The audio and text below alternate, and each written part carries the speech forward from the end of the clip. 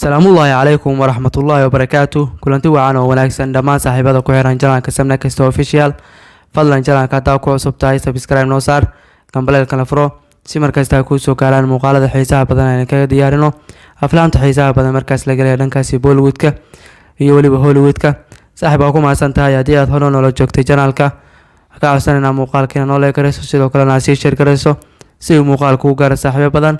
barnaamijkeena maanta waxaa kusoo qaadanaynaa aflaam dhowr ah kuwaasoo markaas la sugayo dabiiqada sanadka 2022 iyo horaanta sanadka 2023.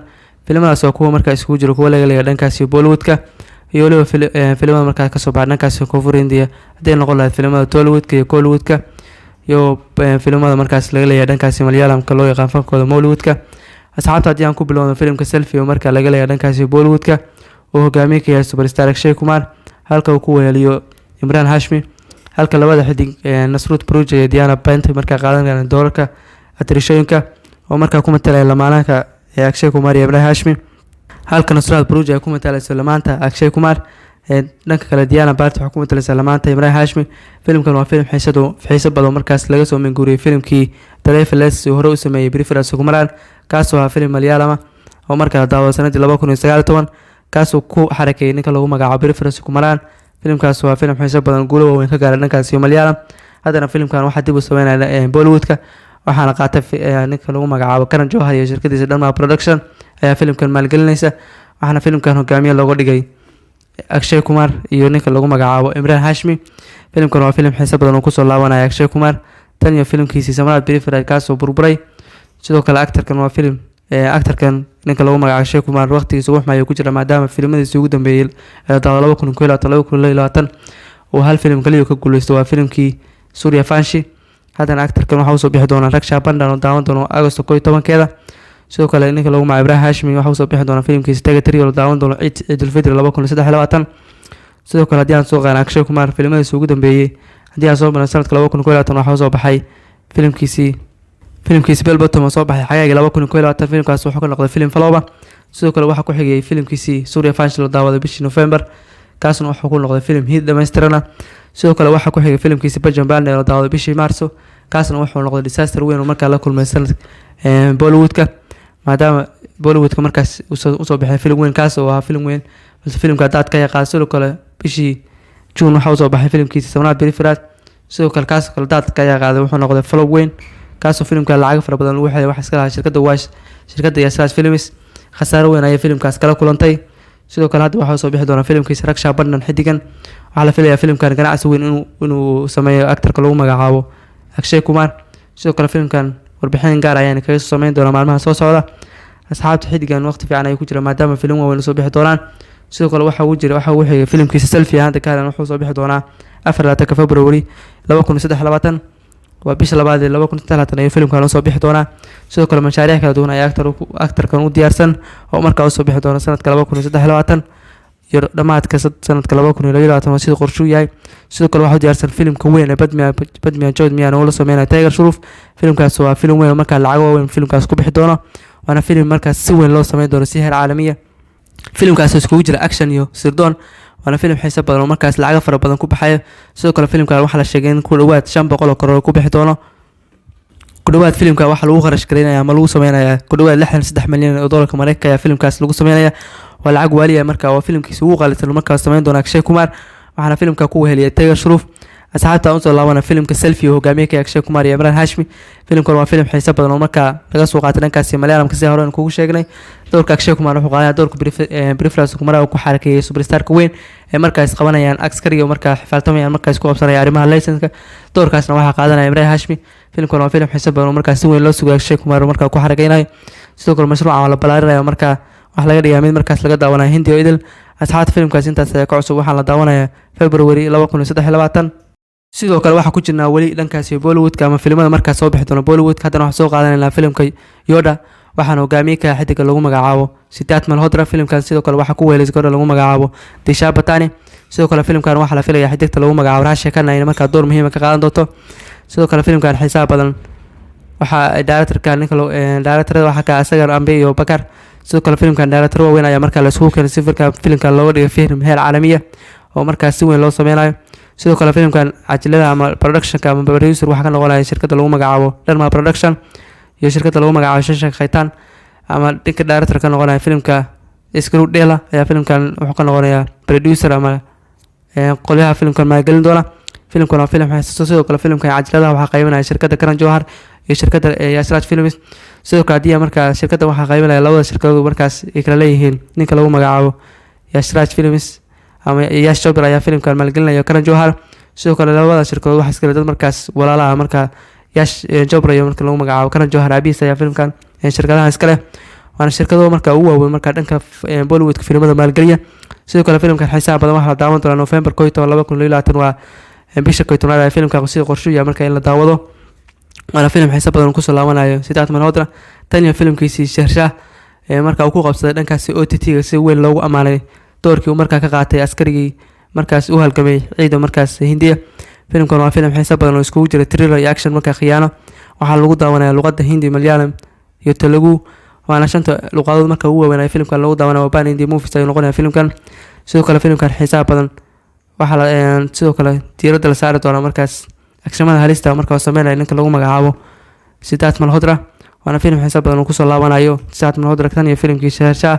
sidoo kale mashaariic fara badan oo diyaar sidoo kale actorkan wuxuu ku mashquulsan duubista filimkii taxanaha ah ee ABS markaa uu director ka yahay Rohit Shetty waana taxana markaas dhankaasi OTT-ga laga daawanayo barta Amazon Prime. sidoo kale taxanahaas waxaa laga yaabay markaas lasoo fasaxo ama la daawo sanadka 2023 waliba 6 January markaa taxanahaas OTT-ga lagu soo fasaxo. sidoo kale filimkan director waxa ka sahlan kugu sheegay Sagar Ambed iyo Bushra Ocha ayaa filimkan director ka waana filim xiiso badan oo markaas si weyn loo wada sugayo waana markii labaad markaa Disha Patani iyo markii kuwa ay shaqeynayaan Disha Patani iyo ninka lagu magacaabo Siddharth Malhotra gabadha waqtigeeda ugu fiican ay ku jiraan maadaama filimka ay filiyaan tiyaatarada saari yahay kaasoo mar dhow noqon doono hit ka noqonaya tiyaatarada lacag fara badan soo xiriir kaasoo Bollywood ku soo xareeyay markaas lacag fara badan macaash fara badan ay ka heleen.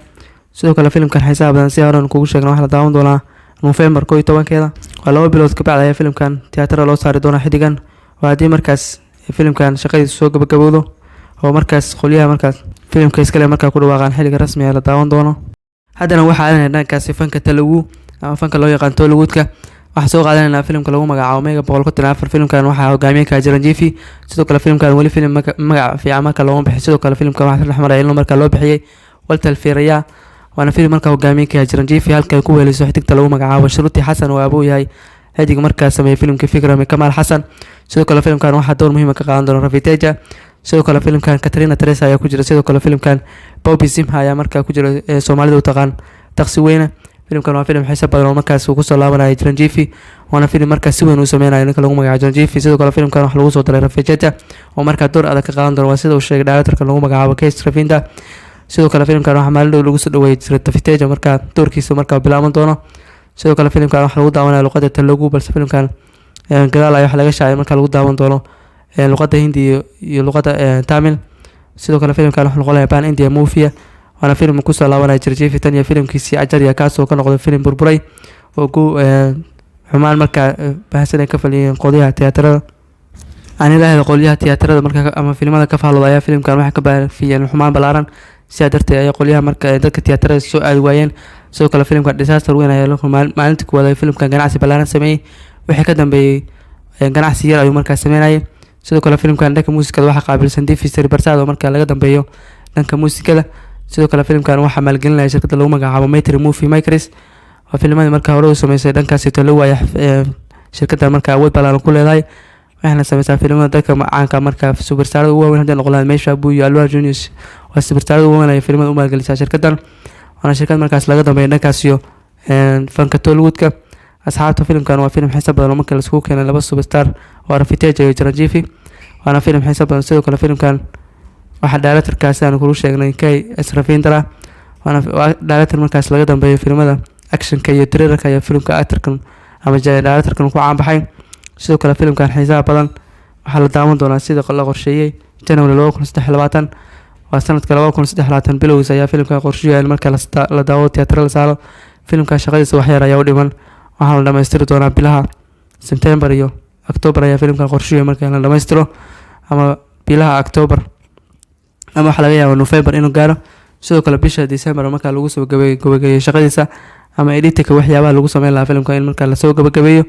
Sidoo kale filimkan waxaa door muhiim ah ka qaadan doona Rajendra Prasad iyo ninka lagu magacaabo Finale Kishore Shactirola aanka Finale Kishore ay doorarka supporting roles marka ka qayb qaadan doona. Waa sida shaaca laga qaado marka shirkadda Mater Movies markaas shaaca ka qaaday hadii markaas filimkan xiisaha badan marka lagu soo daray doorar awood badan markaas tan qolay Finale Kishore oo markaa ku caan baxay dhanka shactirada iyo gabadha lagu magacaabo Katrina Karis oo markaa waqtigeeda fiican ku jira haddana wax soo wadaa filimkeeda Majella New Fam. gabadhan in badan waa laga weeyay saaxada aflaanta markaa dhanka Tollywoodka haddana way ku soo laabatay gabadhan oo gabadhaha markaa kamid ah markaas gabdhaha xidigaha markaa soo caan baxay markaa jilinkeeda heerka sare yahay. sidoo kale gabadhan waa markaa fanka markaa waa lagu ciiday maadaama gabdhaha xidigaha fanka ku jira ee markaa ku soo galay fanka isqaraabeysi bal gabadhan kaligeed ayaa markaa fanka ku soo biirtay. asxaabta filimkan waxay ka soo kordhan socodsiin doonaa xilliga rasmi ah markaa teaserkiisa iyo trailerkiisa markaa la soo bandhigi doono. filimka labaad ee soo qaadanayna waa filim markaas laga daawanayo luqadaha Tamil iyo Telugu waana filimka lagu magacaabo Yashoda oo hogaamiye ka tahay xidigta lagu magacaabo Samantha Ruth Barabahu waa xidigta hore markaa u dhaxday xidiga caanka ah Naga Jontanya. sidoo kale filimkan waxaa ku jira Faralax Misra Kumar sidoo kale Unima Kundan ayaa filimkan door muhiim ah ka qaadan doona. sidoo kale filimkan waxaa directorka xidiga lagu magacaabo Sukumar ama Sukumar ayaa filimkan directorka waana filim markaa xiiso badan aniraahda filimkan waxaa directorka Hari Harish ayaa filimkan doorka director qaadanaya. sidoo kale shirkadda lagu magacaabo Sirdefi Movies ayaa filimkan producer-ka halka doorka markaa Sirdefi Movies ay markaa qaadan doonto doorka cadilaha la qaybinayo oo markaa tiyaatarada loo qaybinayo shirkad ama producerada markaa ay kamid tahay. sidoo kale filimkan xiisaha badan waxaa xidig atrashada looga dhigay Samantha Ruth Barabahu. sidoo kale xidigta magaceeda hore wuxuu ahaa Samantha Clini balse dib ayaa filimka gabadhan xidigta markaas isfureen xidiga lagu magacaabo Naga Jontanya magaceeda hore ayaa dib ugu soo laabatay xidigtan. sidoo kale filimkan xiisaha badan Yashoda waa filim markaas isugu jira arrimaha cabsida ama horrorka ayaa filimka ama khiyaalka ayaa filimkan isugu jira waana filim xiiso badan ay ku soo laabanayso gabadha lagu magacaabo Samantha. xidigtan waxaa ka soo muuqatay filimkii Pushpa oo markaa door saameyn ballaaran xidigtan ka qaadatay haddana filimkan kaligeed ayaa hogaamiye looga dhigay xidigtan waana filim xiiso badan ee markaa lagu daawanayo luqadaha Tamil iyo Telugu. xidigtan sababtoo ah markaa wax laga taageero dhankaas Tamil iyo Telugu waana xidig markaa saameyn ballaaran ku leh fanka Koonfur Hindiya.